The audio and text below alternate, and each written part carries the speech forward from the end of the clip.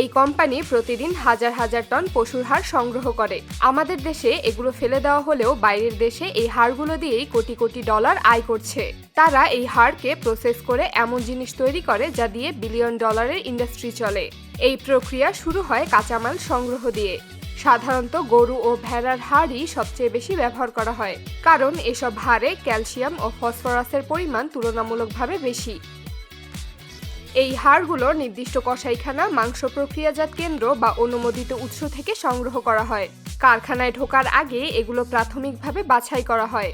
যেসব হাড় 24 ঘন্টার বেশি সময় পার হয়েছে সেগুলো আলাদা করে ফেলা হয়, কারণ পুরো প্রক্রিয়াটাই নির্ভর করে কাঁচামালের মানের উপর।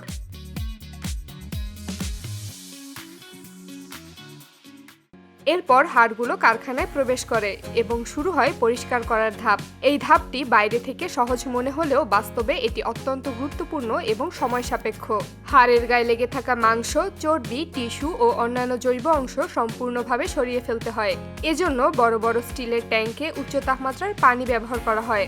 অনেক সময় হালকা ক্ষারযুক্ত দ্রবণও প্রয়োগ করা হয়, যাতে তেল ও চর্বি সহজে আলাদা হয়ে যায়। প্রধান কারণ হলো হাড়কে যতটা সম্ভব বিশুদ্ধ অবস্থায় নিয়ে আসা। পরিষ্কার করার পর হাড়গুলোকে কিছু সময় শুকানো হয়, যাতে ভেতরের অতিরিক্ত আর্দ্রতা কমে আসে। এরপর শুরু হয় সবচেয়ে গুরুত্বপূর্ণ ধাপ, তাপ প্রক্রিয়া। এই ধাপে হাড়গুলোকে দীর্ঘ সময় ধরে আগুনে পোড়ানো হয়। তারপর ধাপে ধাপে আরও বেশি তাপমাত্রায় পোড়ানো হয়। অনেক ক্ষেত্রে তাপমাত্রা 800 থেকে 1000 ডিগ্রি সেলসিয়াস পর্যন্ত পৌঁছে যায়। এত বেশি তাপে হাড়ের ভেতরে থাকা সব জৈব উপাদান সম্পূর্ণভাবে নষ্ট হয়ে যায়।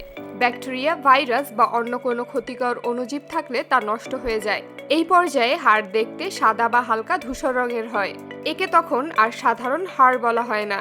এটি মূলত এক ধরনের চুনা পদার্থে পরিণত হয়। এরপর শুরু হয় গুঁড়ো করার ধাপ। এই প্রক্রিয়াজাত হাড়গুলো বড় গ্রাইন্ডিং মেশিনে দেওয়া হয়। প্রথমে এগুলো মোটা দানার মতো ভাঙা হয়। তারপর একাধিক ধাপে ধাপে আরও ছোট করা হয়। এই ধাপে আধুনিক মিলিং মেশিন ব্যবহার করা হয়, যাতে পাউডার খুব মিহি হয়। গুঁড়ো করার পর যে পাউডার পাওয়া যায় সেটাকে আবারও পরিশোধনের মধ্যে দিয়ে যেতে হয়। এই ধাপে বিভিন্ন ফিল্টার এবং রাসায়নিক পরীক্ষার মাধ্যমে নিশ্চিত করা হয় যে পাউডারের ভেতরে শুধু প্রয়োজনীয় ক্যালসিয়াম আছে। ভারী ধাতু, অবাঞ্ছিত খনিজ বা ক্ষতিকর কিছু থাকলে তা আলাদা করে ফেলা হয়। এই পাউডার দেখে বোঝার কোনো উপায় থাকে না যে এটি হাড় থেকে এসেছে। এই পরিশোধিত পাউডার শিল্প জগতে বিভিন্ন নামে পরিচিত। কোথাও একে ক্যালসিয়াম ফসফেট বলা হয়, কোথাও বোন অ্যাশ নামে পরিচিত। এই উপাদানটি এরপর বিভিন্ন শিল্পক্ষেত্রে ব্যবহার করা হয়। কাঁচ ও সিরামিক শিল্পে এটি ব্যবহৃত হয় শক্ত ও টেকসই উপাদান তৈরির জন্য। কিছু ক্ষেত্রে এটি পশুখাদ্য, সার উৎপাদন এবং আরও রাসায়নিক শিল্পে ব্যবহার করা হয়। জানলে অবাক হবেন, কিছু নির্দিষ্ট ফ্যাক্টরিতে বহু বছর আগে এই পাউডারকে ব্যবহার করা হতো পেস্টজাত পণ্যের কাঁচামাল হিসেবে।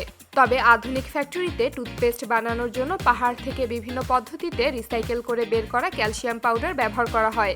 এর সাথে নির্দিষ্ট পরিমাণ বিশুদ্ধ পানি যোগ করা হয়। পানি আর পাউডার মিলে একটি ঘন মিশ্রণ তৈরি হয়। এই মিশ্রণটাই টুথপেস্টের ঘষা মাজার মূল কাজ করে, অর্থাৎ দাঁতের উপর জমে থাকা ময়লা পরিষ্কার করতে সাহায্য করে।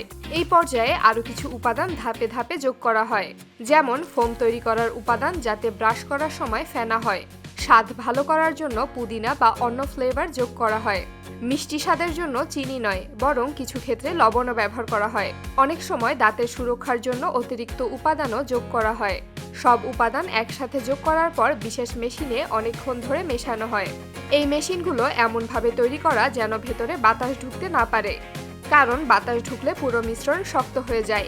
এই পেস্ট প্রস্তুত হওয়ার পর সরাসরি প্যাকেটজাত করা হয় না। তার আগে ল্যাবরেটরিতে পরীক্ষা করা হয়। টুথপেস্টের ঘনত্ব ঠিক আছে কিনা, স্বাদ ঠিক আছে কিনা, দাঁতে ব্যবহারের জন্য নিরাপদ কিনা, এসব বিষয়ে পরীক্ষা করা হয়। যদি কোনো সমস্যা ধরা পড়ে তাহলে পুরো ব্যাচ বাতিলও করে দেওয়া হয়। সব পরীক্ষা পাশ করলে টুথপেস্ট স্বয়ংক্রিয় মেশিনে টিউবের ভেতরে ভরা হয়। এই মেশিনগুলো খুব দ্রুত কাজ করে। প্রতি মিনিটে শত শত টিউব ভরে সিল করে ফেলা হয়। এরপর এগুলো প্যাকেটে ঢুকিয়ে বাজারে পাঠানোর জন্য প্রস্তুত হয়। সব মিলিয়ে বলা যায়, কারখানার হাড় থেকে ক্যালসিয়াম পাউডার বানানোর বিষয়টা শুনতে যতটা অদ্ভুত লাগে, বাস্তবে ততটা নয়।